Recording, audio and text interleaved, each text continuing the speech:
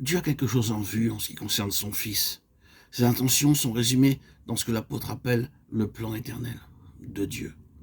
Plus nous pénétrons le ministère de ce plan éternel, plus notre esprit s'ouvre au vrai sens, à la vraie portée de ce témoignage de Jésus.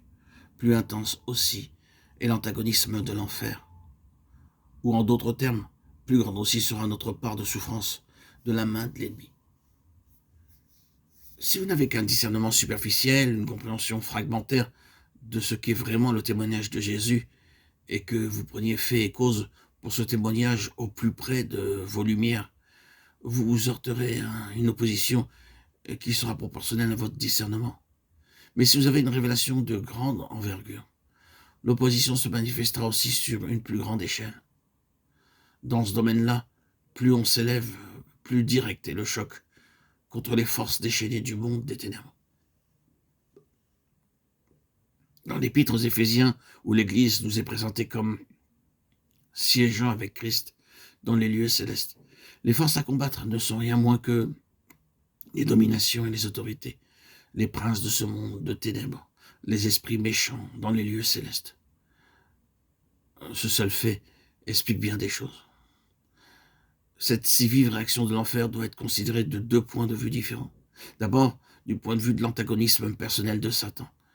Il est hors de doute en effet que ce témoignage de Jésus, pour lequel l'onction a été donnée, est l'objet d'un antagonisme sans merci de la part de Satan personnellement.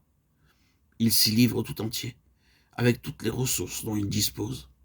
C'est un fait qu'il faut savoir reconnaître. Mais il y a cet autre fait à considérer: cet antagonisme n'existe et ne subsiste que parce que Dieu, dans sa souveraineté, le veut bien. Dieu est au-dessus de tout cela, au-dessus même de cet antagonisme. Cette permission de Dieu s'explique par le fait qu'il y a une relation étroite entre l'onction et la défaite finale de Satan. L'univers, en effet, doit être délivré à jamais de sa présence dans un avenir plus ou moins rapproché. Et quel va être l'agent déterminant de sa défaite? L'onction. C'est là, en définitive, le but de l'onction. Or, comment donc cette défaite pourrait-elle se consommer si Dieu ne laisse pas l'ennemi sortir de l'ombre et engager la bataille?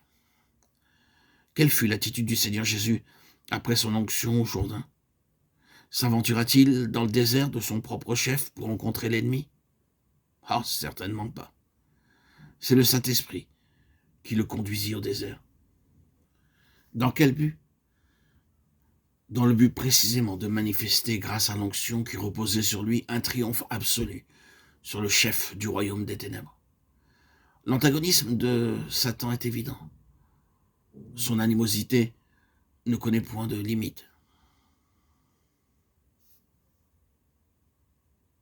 Mais l'onction divine dont le Seigneur Jésus est revêtu est une réalité qui surpasse tout ce que l'ennemi peut aligner de forces adverses. La victoire est assurée. C'est revêtu de la puissance de l'Esprit que le Seigneur revient du désert.